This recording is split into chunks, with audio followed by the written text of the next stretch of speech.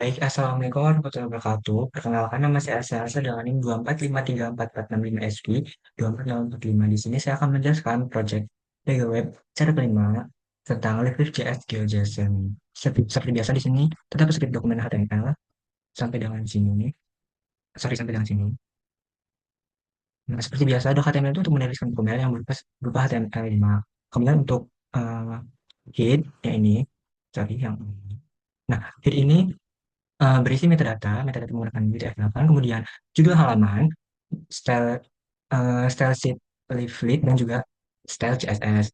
Kemudian di sini terdapat body. Nah, body ini digunakan untuk div dengan ID-nya map yang akan menempelkan data pada web tersebut. Kemudian terdapat ini HTML ini.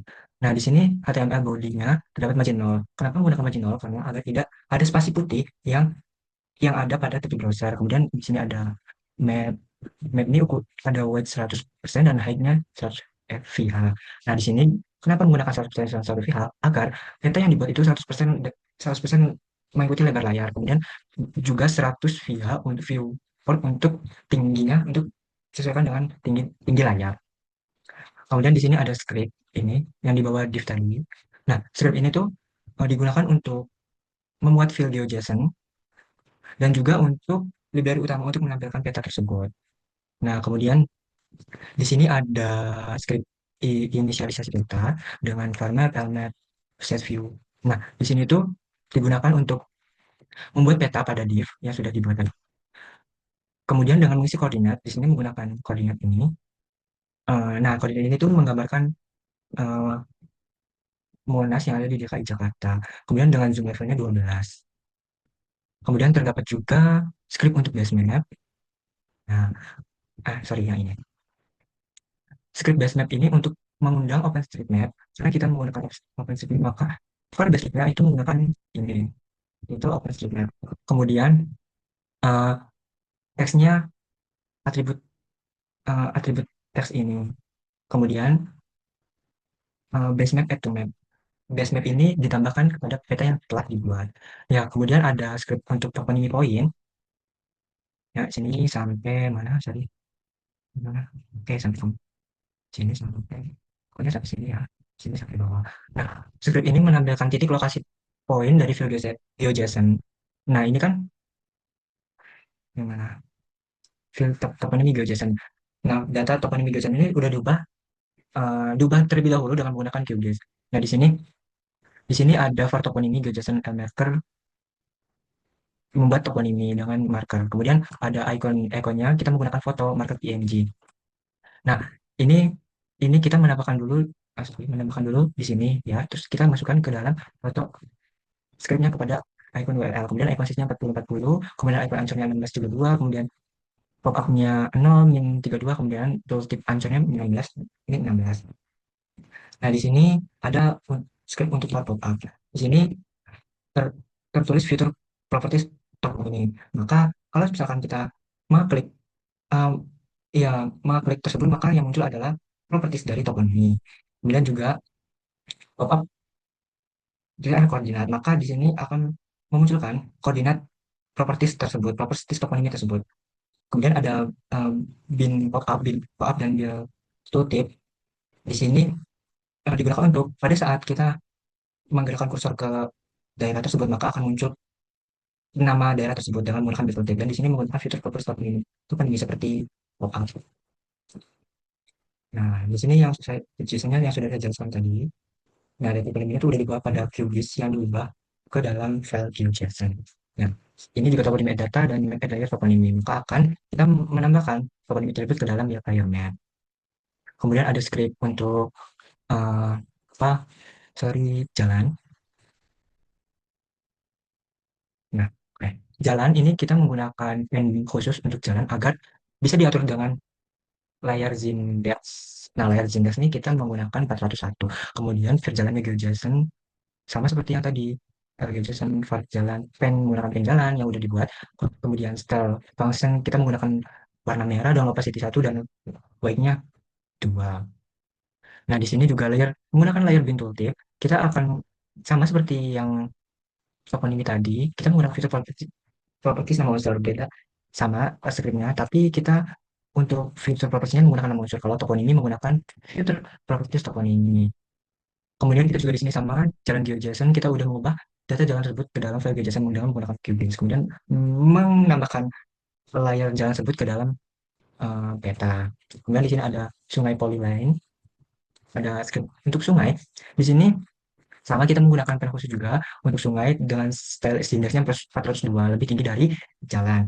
Terus var sungainya sama dengan pen sungai, tapi kita menggunakan uh, warna biru, kemudian opacity-nya 1, white-nya 2. Sama seperti jalan tadi, land build electric, jalan dan toponomi tadi, tapi yang membedakan lagi-lagi ini adalah fitur properties. Yang toponomi menggunakan toponimi, yang jalan menggunakan nama unsur, kalau yang sungai menggunakan layer. Nah, untuk direksinya auto sama yang seperti jalan, stickingnya true. Kemudian kita juga sudah mengubah, mana tadi? Sudah mengubah uh, data sungai menjadi data GIS menggunakan QGIS. Kemudian menambahkan sungai kepada layar map dengan spek ini.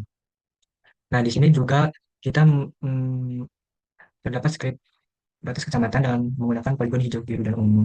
Nah, seperti biasa, seperti sungai, jalan, dan toponim ini, kita menggunakan pen kecamatan dengan style z-indexnya 31. Ini lebih rendah daripada sungai dan jalan. Nah, eh, square batas kecamatan. Nah, di sini menampilkan poligon kecamatannya. Nah, di sini terdapat scriptnya ini. Nah, warna warna warna green, blue, dan purple itu ditentukan dengan jumlah penduduk yang ada di kecamatan tersebut. Nah, kalau misalkan ini ya, kalau misalkan lebih dari 15.000, maka warnanya menjadi hijau. Kemudian kalau kurang dari 15.000 akan menjadi warna biru, dan 30.000 menjadi warna ungu.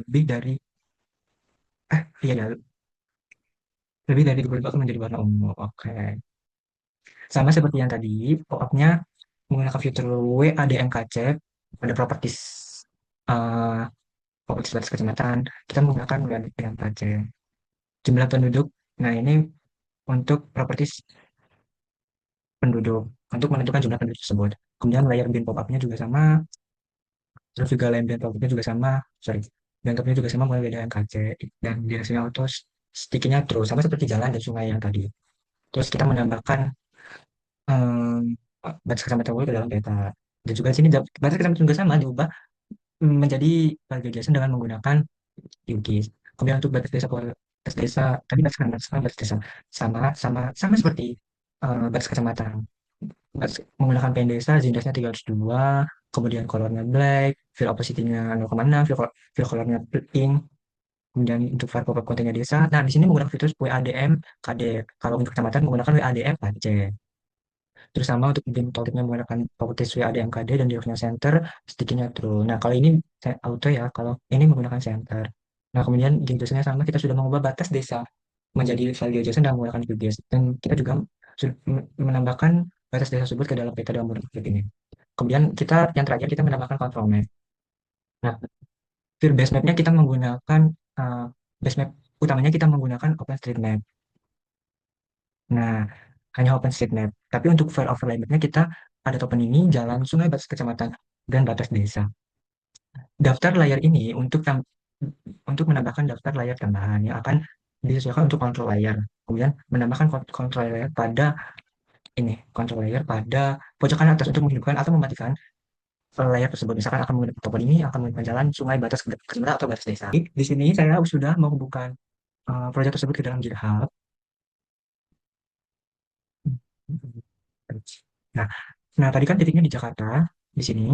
Nah, kemudian kita membuat toponimi sungai, kecamatan, dan batas desa itu ke dalam Kabupaten Flores. Karena asalnya kita memasukkan koordinat dari script itu, titik koordinatnya lokasinya di Jakarta, maka kalau pas kita membuka GitHub-nya akan langsung ke titik Jakarta.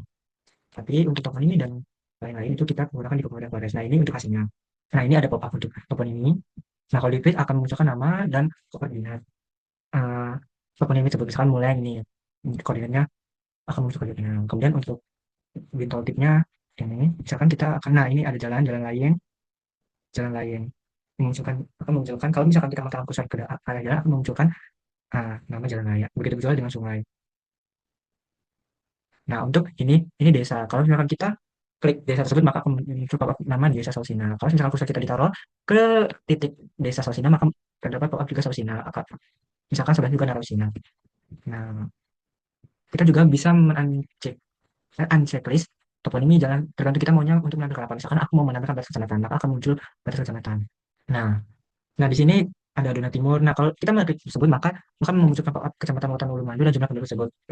Nah, ini tuh jumlah penduduknya yang sudah dituliskan pada skrip yang tadi. Begitu juga dengan warna-warnanya. Sekian dari saya, kurang lebih mohon maaf. Wassalamualaikum warahmatullahi wabarakatuh.